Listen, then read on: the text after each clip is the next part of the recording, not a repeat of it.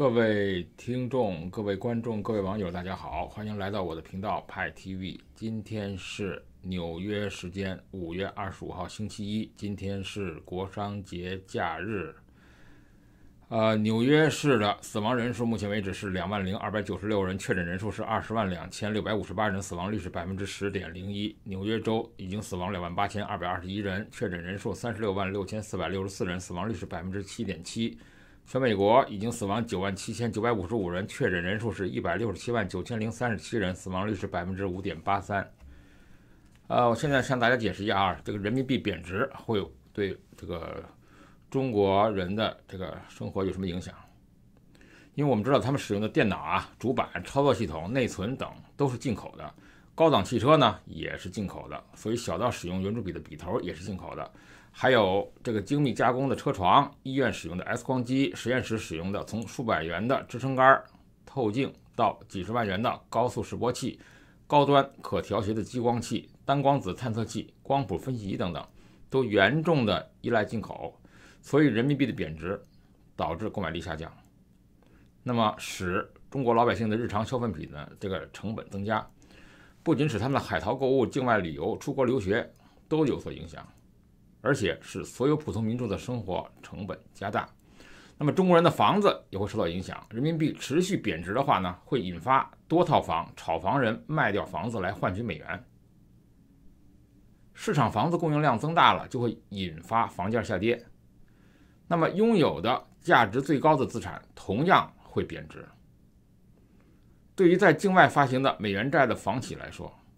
人民币的贬值相当于需要偿还的金额增大了，那么会促使房企提前清偿。在国内融资渠道日益趋紧的情况下，降价销售也未必可知。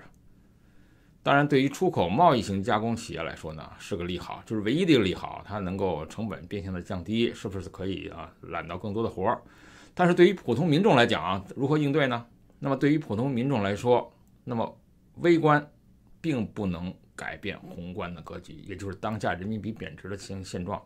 那么应对人民币贬值最好的方法就是转换持有的货币，也就是将人民币兑换为美元。那么现在中国还在执行一些较强的外汇管制措施，每人每年可以兑换的是5万美金，一个3口之家可以兑换15万美金，相当于差不多可以兑换95万人民币。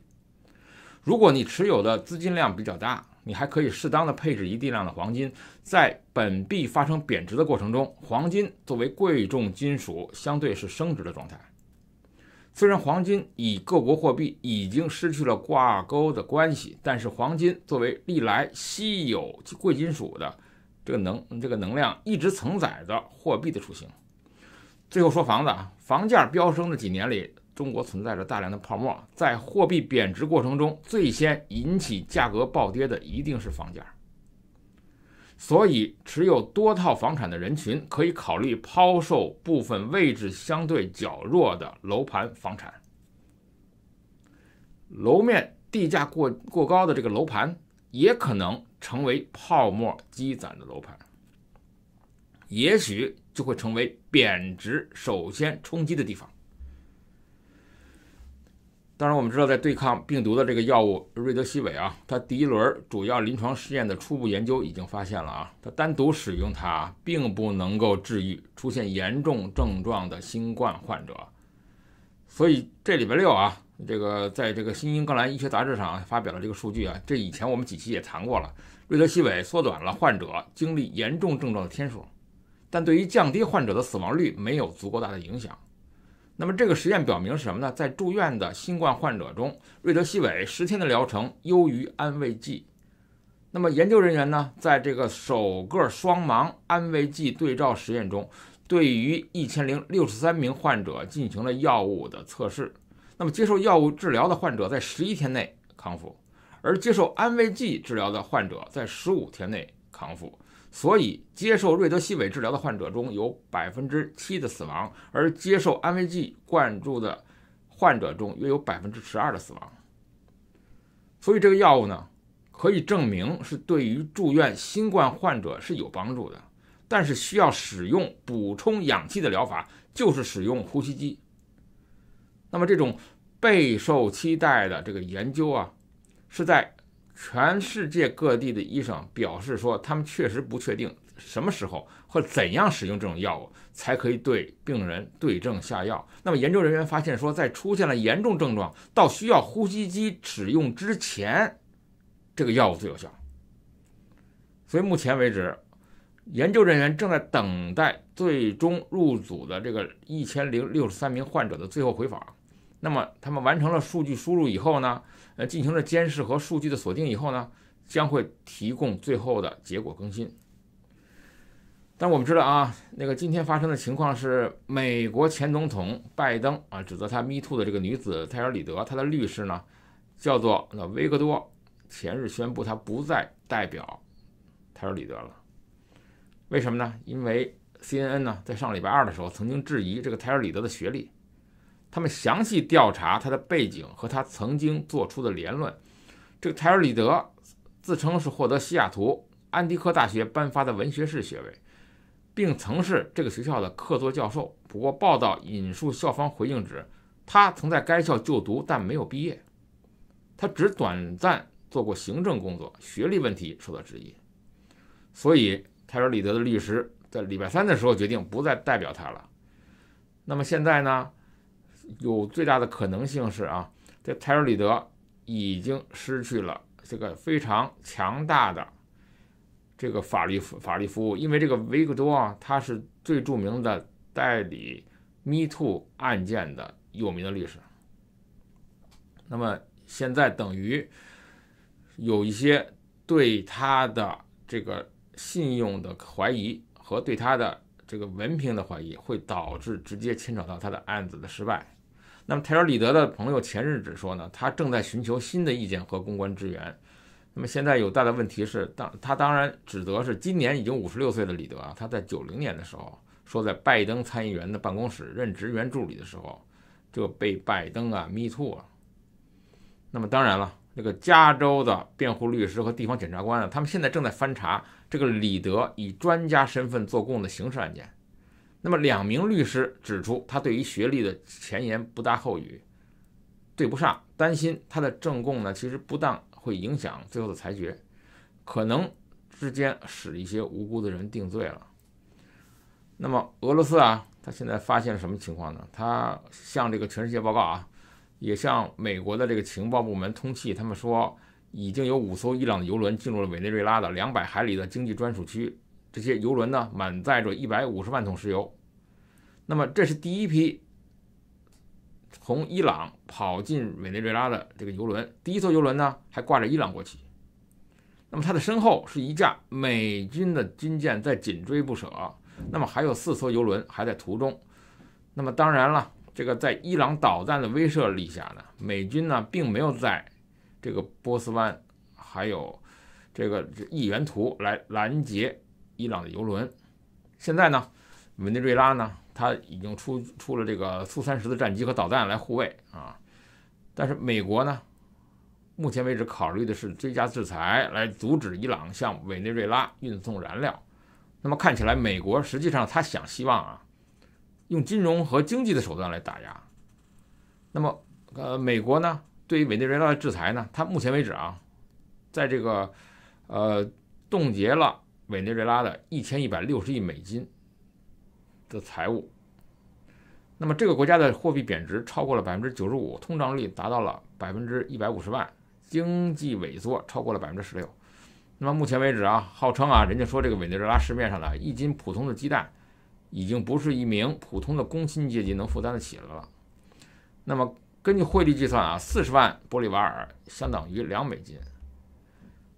那么美国已经冻结了委内瑞拉的1160亿美元的资产，那么导致委内瑞拉它根本就没有美金来买石油、买石化设备，对于石油的设备进行更新和购买零部件，它根本也没有资金来在医疗啊、电子产品等方面，没有办法偿还贷款，就积累了更多的利息，也没办法通过石油出口获得资金。委内瑞拉虽然拥有全球最大的原油储备，它的原油储量比沙特还多，相当于啊是伊朗和伊拉克2个国加起来总和，而且是俄罗斯的3倍。它却陷入到了严重的缺乏燃料的情况，需要伊朗来运送油粮。所以美国呢已经算好了，如果一旦与委内瑞拉冲突造成损失，它就扣除委内瑞拉的这个扣押的1160亿美元，按照一定的数额来扣掉。为了压制伊朗呢，当然美国的爱德华州的博伊西市哥文空军叫做国民警卫队啊，已经派出了 A10的雷电战机跑去中东支援任务。因为伊朗啊，我们知道美国想跟伊朗一直叫板嘛，伊朗一直是以导弹来攻击威慑美国的，但是由于它的地理原因，它本身的属于山区，沿海地区都是山区，只有狭长的平原和一条公路，所以呢，伊朗的反舰导弹和火箭炮只好部署在这条狭长的沿海地区，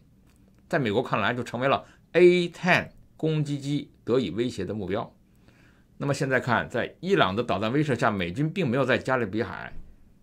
阻挡伊朗的油轮，毕竟油轮已经抵达了委内瑞拉，但是长期来看，美国肯定会有更多的制裁来冻结更多委内瑞拉的资产。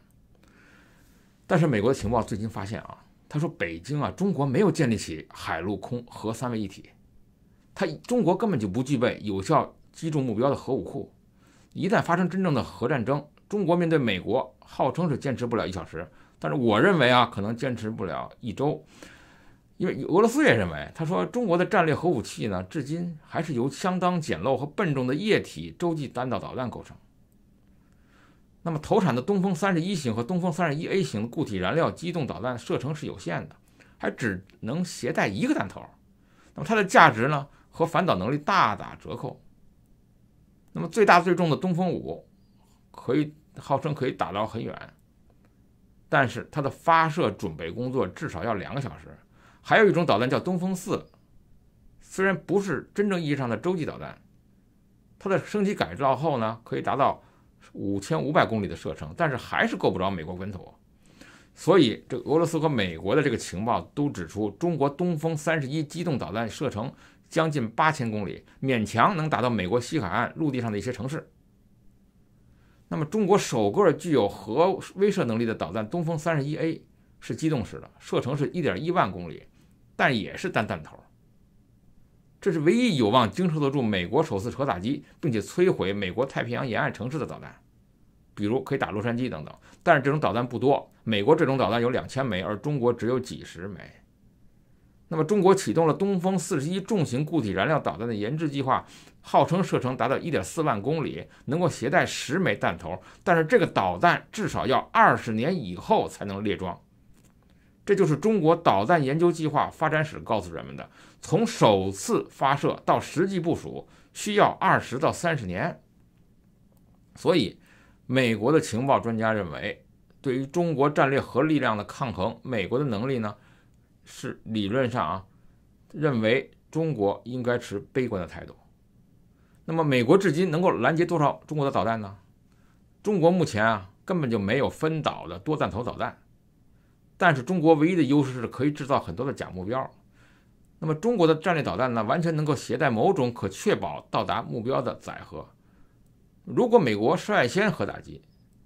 那么美国当然可能是会消灭中国的很大一部分核能力，多半会是好的情况下，中国的个别导弹确实可以打到美国本土，但完全没有可能的是，有任何一枚导弹可能最后没有打过，没有打到，也达不到美国的任何一个城市。那么中国呢，只有建立了一种装备战略导弹的核潜艇，就是092夏级，导弹的射程总共只有1700公里，但是这是唯一装有这个落后导弹的潜艇，也没有进入战斗值班。为什么呢？因为它故障不断，第二是因为它噪音太大。那么中国现在正在建造新一代的核潜艇，它的装备的新型导弹射程超过了8000公里，这是094型的潜艇。那么美军的五角大楼评估，它的技术性能只相当于苏联70年代初的潜艇，噪音水平为第2代，而俄罗斯和美国现在都达到了噪音水平第5代了。那即使这种潜艇目前为止还没建成，那的首艇至少也要5年以后才能列装。所以在海上遏制的情况下，中国确实对美国无法构成任何威胁。至于航空兵这方面的情况更不容乐观，中国的核武器运载工具目前只有一个团，使用的还是图16的落伍型的轰炸机。那么中国会升级改造升级版的，现在叫做轰 6K， 这种飞机将使用更为新型的俄制 D30KB 发动机，它能携带巡航导弹。那么中国30年来一直未能研制出小型核弹头，因为这需要特殊的生产技术。所以理论上说，中国的核打击力量和美国比起来，确实不是一个档次。那么现在大家都在沸沸扬扬的说要恢复开业了但是有一个行业很惨，这个行业呢，其实就是属于这个管的叫俱乐部行业、夜总会行业，或者叫成人行业。这种行业它也属于生意了。但是呢，目前为止，在这个俱乐部的老板们表示说由于政府迟迟推迟其他行业的开放，并且对于成人行业没有任何的补贴和援助，那么俱乐部的舞女们一直在为收入而发愁，生存难以为继。那么有一家位于 Wyoming 州的俱乐部，一直以这个戴上面具叫做进行了一些拉开了一个序幕，他们叫做违规操作。那么当前白宫有的官员目前批准了美国各地的酒吧和餐馆重新开张，但是怀俄明州似乎采取了更为自由的做法。尽管在这个州目前为止还有病例出现，但是呢，他们认为夜总会脱衣舞俱乐部他们准备了足够的洗手液，在舞池不允许摘下口罩，而且符合要求呢，这个舞女呢一定要戴着外科口罩，那么不允许只戴着那个大手帕，然后他们要跟顾客交换现金，那么一定想办法要保持社交距离。那么对于酒吧的重新开张那么大多数的美国各个州的老板呢，不是完全有信心，但是他们看到附近的酒吧就不是成人这个业的这个酒吧已经开业了，所以呢，他认为政府应该也出台这个工资和保障计划给这个成人业，因为他们这些俱乐部的员工一直在为生存而苦苦挣扎。当然了，这个如果你这个俱乐部不开业的话，最终他们的大门会关门，那么这个整个的行业和这个工业就会毁坏了。那么这会是致命的打击。他并不希望甚至整个各个州也不希望这个员工们冒着风险来工作。当然了，也害怕如果这个行业如果不开门的话，最终所有的人就因为没有工作而丧失可观的收入。那么现在我知道美国的公共专家还在警告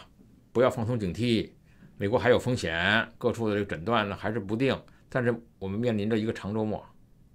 这是一个国殇节的长周末，温度也合适，到处都阳光明媚。那么现在呢，尽管50个州都已经陆陆续续重新开放，到这个礼拜天为止，目前为止其实只有13个州达到了安全解除限制的联邦指导方针，所以会不会发生一些交叉感染还不清楚。但是呢，我们记得美国各地的赌城包括大西洋城这个赌城包括拉斯维加斯，他们这个上个季度的这个收入呢，这个锐减，至少减少了66%。那么第二季度的收入呢，可能也更糟，因为现在都快5月份了嘛。那么他们期待的是什么呢？就是大量的这个赌场都希望在6月1号开业。那么新泽西的这个博彩执法部曾经说过这个新泽西他们这个大西洋城那个9个赌场的营业利润居然只有2960万元，那么去年同期是8560万元，所以呢营业的利润不足，大多数的赌场呢关闭以后呢，他们还坚持向职员支付了2个礼拜的工资。那么现在呢，可怜的赌场只能靠网上博彩和体育博彩来抵消工资支出了。那么这种情况希望不会再继续。那么这种情况，当新泽西的州长他在3月16号就正式的把赌场关门了。那么现在所有重大的赛事，所有这个重大的这个体育比赛都由于病毒而取消了，所以他们没得可赌了。就是说，如果你有赌客，你有筹码，你还是连赛事都没有，你赌什么呢？所以目前为止只能赌白俄罗斯的足球或者说俄罗斯乒乓球这些较为冷门的博彩选择。那么由于赌场的这个净收入一直在下降，但是纳瓦达的这个拉斯维加斯的这个根据他们的智库分析他们认为拉斯维加斯一定要得开门了，因为6月1号是大多数的拉斯维加斯的赌场的老板啊跃跃欲试，准备要开业。再不开业的话，这个行业几乎就要遭受这个万劫不复的毁坏。那么根据内华达州啊民主党州长，他叫做希索拉克，他目前为止啊没有确定重启时间，但是所有的这个行业，包括行业的工会，他们认为6月1号是个合适的日子。那么现在呢，如果这个拉斯维加斯的行业如果要开业的话啊，那么米高梅这个赌场巨头嘛，他们本身啊，这个由他们的总裁叫做霍恩巴克说啊，他们说我们都知道过去这个10个礼拜经历了什么，根本就没有人在享受。那么现在呢，我们终于可以有机会开始想象怎么出门了，怎么可以跑去度假村了。其实这种消费呢，对美国的经济是极大的促进。我们可以吃美味的晚餐，我们可以徜徉在赌桌的这个牌桌旁边。那么拉斯维加斯由于在这个疫情严重的时候呢，几乎1夜之内全部关门，而这关门的时间呢，其实是他们每年一个火爆的生意好的时间。那么平均他们每年吸引4000万的游客。那么现在即使在批准开业的话，那么也并不是所有的度假中心都开张，夜总会呢和一些大型的场馆呢还得关闭。太阳马戏团呢暂时也不会复工，因为它很多动物嘛，那现在肯定是动物要淘汰了。那么人们得勤洗手，保持和他人的距离。赌客要乘坐电梯的时候呢，限制在4个人以内。赌场的这个骰子要经常的清洗，这个扑克牌经常的更换。那么酒店呢，有时候劝说顾客呢使用手机来进行非接触式的登记，然后把这个房门钥匙呢和手机的阅读餐厅呢使用手机来阅读啊，不接触阅读。那么这个永利赌场呢和这个威尼斯酒店呢，他们计划本身在每一个入口都安装这个热成像的摄像机，他们来判断谁发烧了。那么现在呢，所有的酒店、所有的赌场，它的物体表面必须消毒，并且加强对电视遥控器和电灯开关等被频繁使用的物品的关注。而且游客包括赌客在大型的度假村和赌场门口会获得免费的口罩，而酒店的员工必须佩戴口罩，比如发牌的庄家、行李员、保安、管家、服务员等等。那么现在的老虎机上在封锁期间老虎机每天